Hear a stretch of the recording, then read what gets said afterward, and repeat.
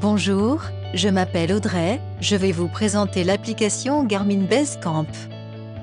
Basecamp est une application associée au GPS Garmin pour créer des roadbooks et les partager avec vos compagnons de route.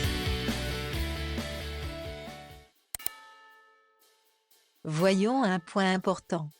Dans le menu déroulant, Modifier, il y a une différence fondamentale entre la fonction « Supprimer » et la fonction « Supprimer » de Basecamp.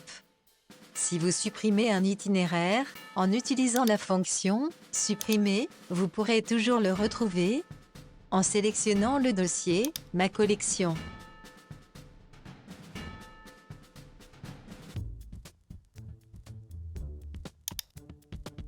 Par contre, si vous supprimez ce même itinéraire, ici sa version dupliquée, nommée par défaut CLU22, en utilisant la fonction Supprimer de Basecamp,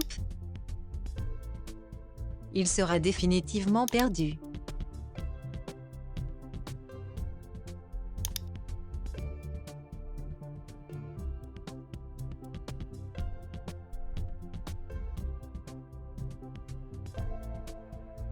Pour transférer un itinéraire de Basecamp sur votre GPS, un Zumo 595 dans notre exemple, connectez-le au port USB de votre ordinateur. Il apparaîtra en haut de la fenêtre de gauche, sous l'intitulé « Mes appareils Garmin ». Sélectionnez l'itinéraire à transférer, CLU2 dans notre exemple. Puis avec le pointeur de la souris, déroulez le menu « Transférer » et cliquez sur « Envoyer CLU2 » à l'appareil.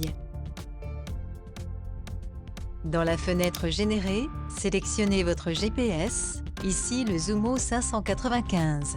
Puis sélectionnez l'option Itinéraire et cliquez sur Envoyer. Fermez la fenêtre. Deux autres façons pour le même résultat. Vous pouvez cliquer sur la flèche pointée vers le haut ou clic droit sur la sous-fiche CLU2 et sélectionnez Envoyer à l'appareil. Avant de transférer le roadbook Calais des Pyrénées sur le Zumo, il est judicieux de renommer les 5 sous-listes correspondant aux 5 itinéraires du parcours aller en Pyrénées A1 pour le jour 1 et ainsi de suite jusqu'au jour 5. Puis sélectionnez le dossier aller et transférez-le sur le Zumo.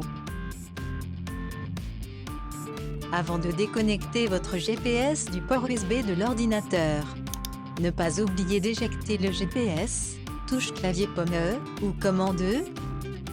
Une deuxième façon est de dérouler le menu Fichier et de sélectionner Éjecter.